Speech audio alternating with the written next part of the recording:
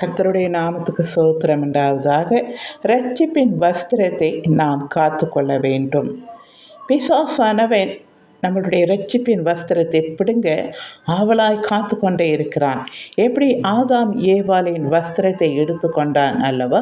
அது மகிமையின் வஸ்திரம்.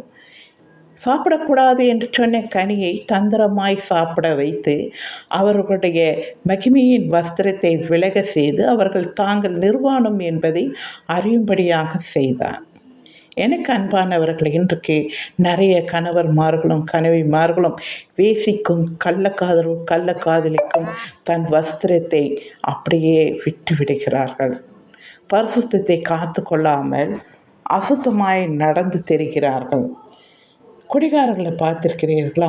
குடித்து விட்டு அவர்கள் தங்கள் வஸ்திரம் உருவி கயண்டு போகிறது கூட தெரியாமல் அப்படியே நடந்து போவார்கள். குடித்து விட்டு மண்ணாக்க படுத்து கிடப்பார்கள். ரோட்லேயும் வீதியிலும் எங்கெங்கோ காவால அங்கங்கே படுத்து கிடப்பார்கள். தன் வஸ்திரம் காத்து கொள்ள வேண்டும் அல்லவா? எவ்வளோ ஒரு நல்ல அருமையானது. ஏன் காத்து கொள்ளாமல் இருக்கிறார்கள்? கணவனுக்கு கிடைக்க வேண்டிய அந்த கணவனுக்கு மட்டுமே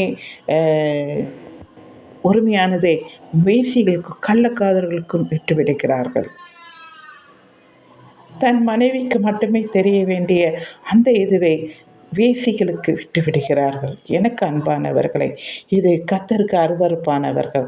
நாம் ரட்சிக்கப்பட்ட பின் கிறிஸ்துவின் சாயலை நாம் தரித்து கொள்ளுகிறவர்களாக இருக்க வேண்டும். நாம் பரிசுத்தத்தை எப்பொழுதும் காத்து கொள்ள வேண்டும். பரிசுத்த அலங்காரத்தோடு நம்மளை அலங்கரித்து கொள்ள வேண்டும். அப்பொழுதுதான் பரிசுத்தமுள்ளவர்கள் தான் பரலோக ராஜ்யத்தில் சுதந்திரித்துக் கொள்வார்கள். சரிங்களா? நீங்கள் அதை புரிந்து கிறிஸ்துவுக்காய் வாழுங்கள். கிறிஸ்துவை தரித்து கொள்ளுங்கள். பிடிச்சிருந்தால் லைக் பண்ணுங்கள், மற்றவங்களுக்கும் ஷேர் பண்ணுங்கள். தேங்க்யூ.